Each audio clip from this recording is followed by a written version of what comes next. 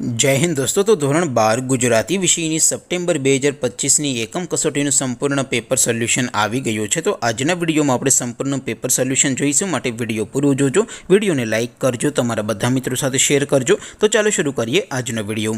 દોસ્તો ધોરણ 12 ગુજરાતી વિષયની સપ્ટેમ્બર 2025ની એકમ કસોટીનું સંપૂર્ણ પેપર સોલ્યુશન પીડીએફ ફોર્મેટમાં ડાઉનલોડ કરવા માટેની લિંક આ વિડીયોના ડિસ્ક્રિપ્શનમાં આપેલી છે। તેના પર ક્લિક કરીને તમે ક્વેશ્ચન પેપરની અને તેના સંપૂર્ણ પેપર સોલ્યુશનની એમ બંને પીડીએફને સૌથી પહેલાં ડાઉનલોડ કરી શકો છો।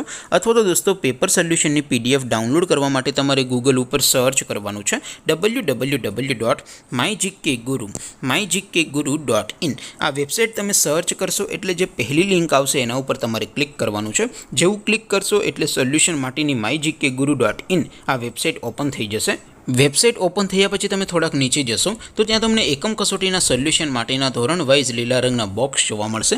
દોસ્તો અહીંથી તમે કોઈ પણ ધોરણની બધા જ વિષયોની એકમ કસોટીના ક્વેશ્ચન પેપર અને તેના સંપૂર્ણ પેપર સોલ્યુશનની પીડીએફને સૌથી પહેલાં ડાઉનલોડ કરી શકો છો।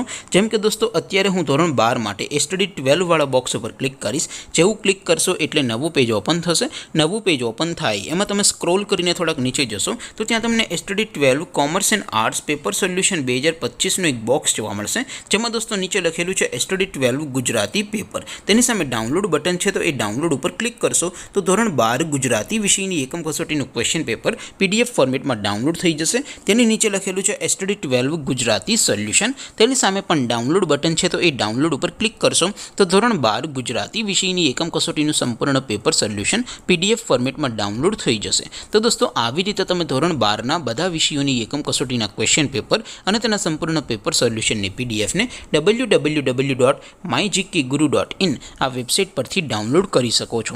તેમ છતાં કોઈ ક્વેરી હોય, કોઈ પ્રશ્ન ન સમજાતો હોય તો નીચે કોમેન્ટ કરીને પૂછી શકો છો। અધરવાઇઝ આપણે નવા વિડીયોમાં મળીશું, ત્યાં સુધી રજા આપો।